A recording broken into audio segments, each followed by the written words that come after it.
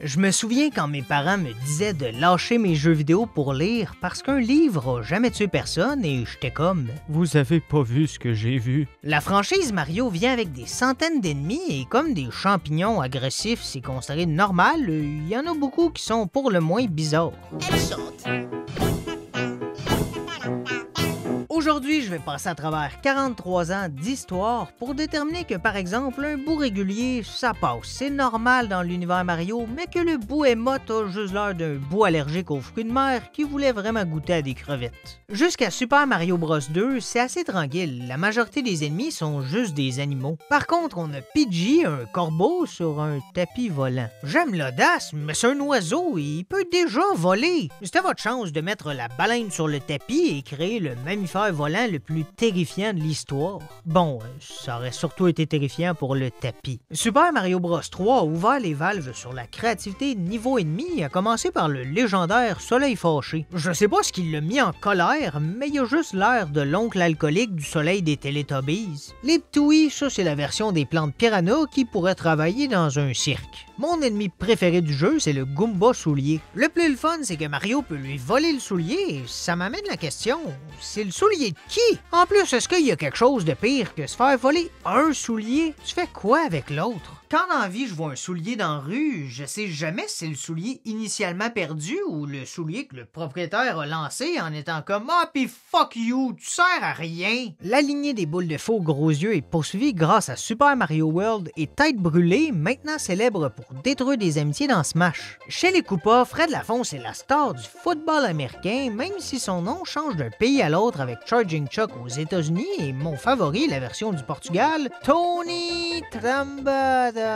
J'ai l'impression de voyager. Les Super Mario Land ont des ennemis super étranges. Dans le premier, il y a un point humain géant qui sort d'un tuyau et j'imagine juste l'humain de l'autre côté être comme Will Ferrell dans le film Lego. Le deuxième jeu Mario Land se surpasse. Kyororo, c'est un bébé cyclope avec un kimono. C'est l'équivalent de moi au buffet que c'est pas quoi choisir, fait que je prends tout.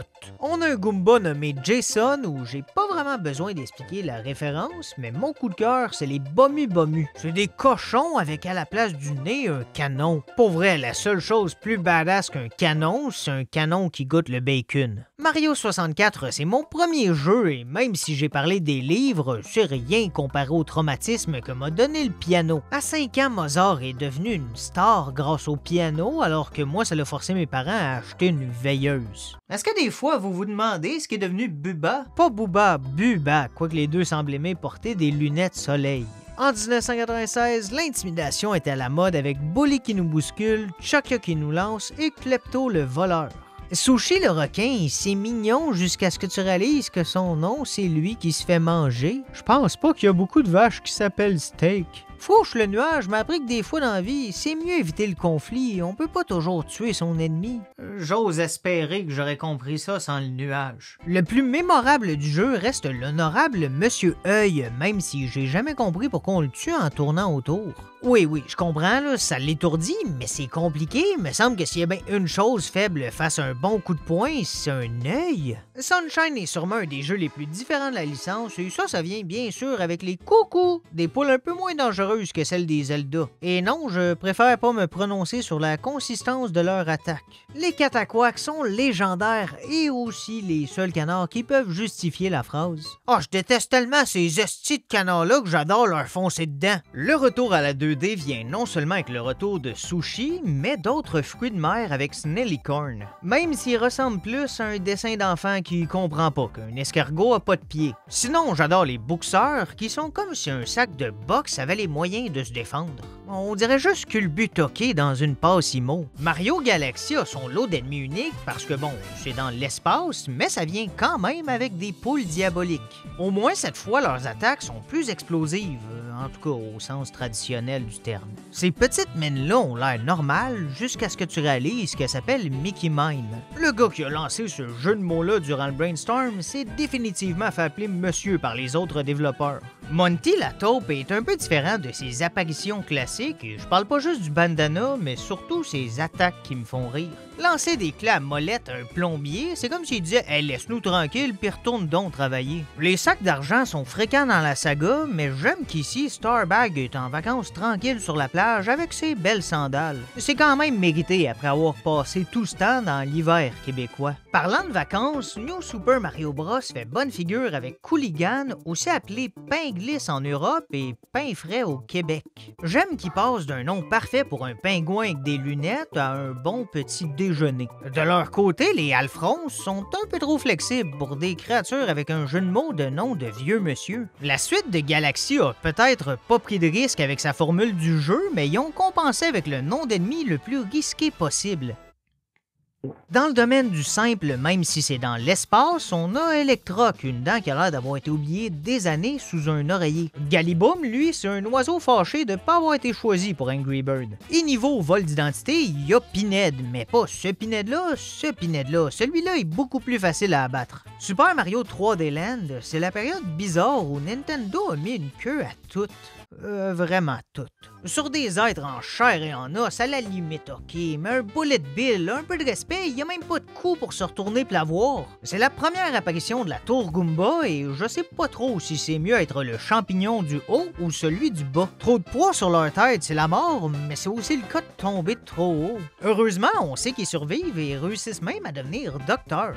Quoique je suis pas contre une enquête sur l'université du royaume champignon, j'ai pour mon dire que tout patient devrait au minimum pouvoir serrer la main à son médecin. Sinon, Laval des Sables ressemble plus à une marionnette qu'autre chose et le petit fantôme Pipa a un nom qui sonne comme quand Lois parle à Peter. I'm not talking about you, Peter. I'm talking about Peter. Après avoir vu que rajouter des queues à tout fonctionne bien, faut aller plus loin, trop loin. Mais je pensais pas trouver ça mignon des chats tirés par un canon, mais étrangement, j'ai envie de leur gratter le coup qu'ils ont pas. Le jeu inclut aussi la version oiseau de Paris Hilton à la plage et est accompagné du Goomba le plus adorable avec ses petits pieds qui se font aller dans l'eau comme un chien dans une piscine. C'est pas normal que j'ai envie qu'il réussisse à me tuer. Disons que j'ai moins peur de lui que l'ennemi qui ressemble à un briquet de voiture. Le dernier jeu 3D principal, Mario Odyssey, est bien représenté en termes d'ennemis atypiques. Mon top 3 commence avec les algues combo qui doivent vraiment avoir le vertige en regardant leurs pieds, quoique c'est pas mal moins mignon que ceux des Goombas d'avant. On le rappelle, la qualité, pas la quantité. Je pensais jamais voir un tank dans un jeu Mario,